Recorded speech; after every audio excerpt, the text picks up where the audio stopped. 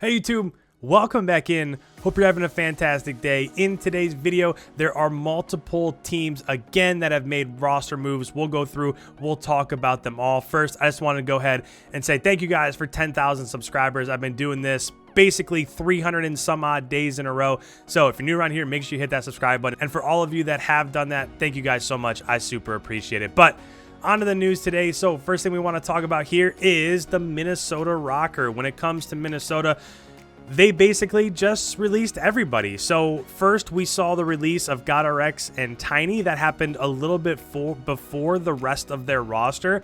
Then from there, they did send out individual tweets for each of their players, but Asim was dropped, Silly was dropped, Alex was dropped, Assault was dropped, and then Exceed was also dropped. Before that, we just talked about what happened with GodRx and Tiny, but they seem to be starting over and just starting from scratch. So I think that this is probably a good move considering everything that they went through in the second half of the year. When you don't end up getting any CDL points or winning a match in the last 6 months of the season, that's normally when it's about time to hit that reset button. So even though they did play some teams super close, that's not why these organizations buy into the league, right? They want to be there on Championship Sunday. They want to be there on Championship Weekend at Call of Duty Champs, just like you saw with OGLA and what they were able to do towards the end, and Chicago on that last day, and Atlanta and Dallas, right? That's what you play for.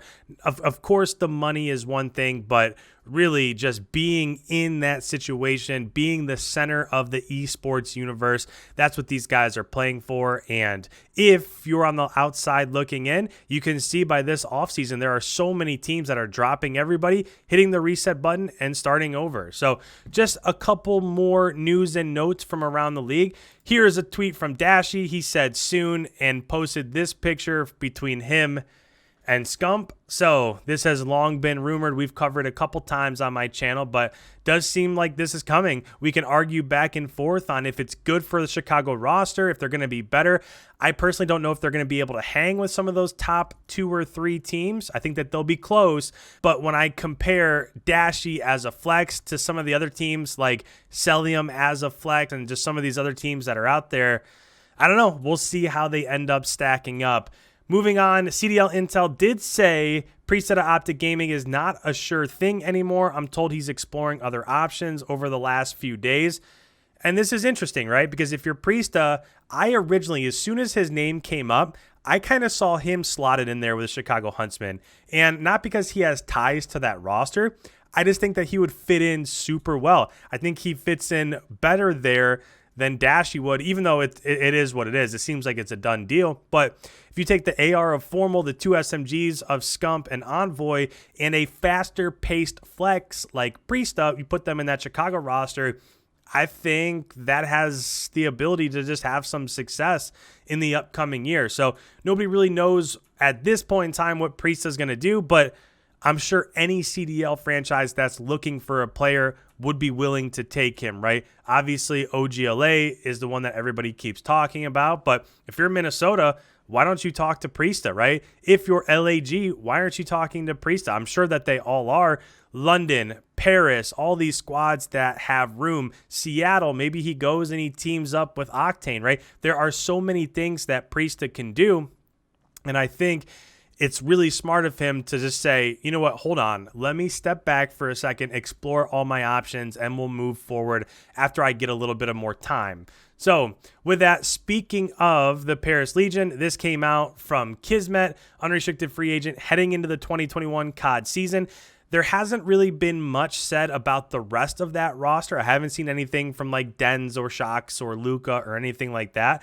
But I would imagine if they're letting go of their most popular name in Kismet, then that roster is probably getting wiped too. And this is just crazy to me. Going into the offseason, I maybe thought like 1 or 2 teams would change around a few people, especially those teams that were towards the bottom of the league. But I did not expect all these names to just completely be wiped. I didn't expect LAG to get rid of everybody. I definitely didn't expect London to get rid of everybody. If you're talking about Paris, and I guess LAG, right? And Seattle for that fact. If you're talking about those 3 squads, what's the harm in starting over, right? You were at the bottom of the league. You only had like 50 CDL points throughout the entirety of the year. Sure, hit the reset button and start over. But it just seems like it's all coming to fruition here, and there's just more shuffling around than I originally had anticipated. Now, one rumor that's out there that Clay has been pushing back on a little bit is him joining the New York Subliners, but it's just really odd that New York posted this. So Zuma, Attach, and Clayster go way back, hear about their time together on FaZe and what caused them to disband, and they just tweeted out this video. So it's like a 6-minute video of them just kind of talking about their past and Attach and Zuma and where they came from and how everything broke up. So I don't know. Clayster's been pushing back on this a little bit, but the joining of this squad for Clayster makes perfect sense, and we'll see what happens. But I just thought it was interesting. Why tweet this out if Clayster's not really going there? It just doesn't make too much sense. And finally, last but not least, final thing I want to talk about here is it does seem as though some players have played the next game. So Scump tweeted this. So I played Cold War early, and I'm an absolute hoss on the map. Hey, it is what it is, right? Can't say that he doesn't have the confidence, that for sure. Then he said, gameplay will be on my YouTube on the 9th. Be there. And from this, there were a ton of other people that have backed this up. TP also tweeted that he played it and he'll be uploading. Nick Merckx tweeted that he played it. He'll be uploading on the 9th. Of course, we are now only 1 day away from the 9th, which means that multiplayer reveal is coming up very soon. So make sure that you are tuned in and ready for that. I cannot wait to see the maps, the guns, how it plays, how it looks, how the movement looks, all that stuff. So with that, guys, thank you so much for checking out another episode. If you're new around here, make sure you hit that subscribe button. I put out like 12 videos in the last week. So if you're looking for a place to find all these roster mania rumors, this is it. Make sure you hit that subscribe button. Any comments on this one, put them down below. What do you think's going on with Minnesota? What do you think about Scump and Dashy joining together? All that, let me know. Leave a like. It helps out the channel. Thank you guys so much. We will see you in tomorrow's upload.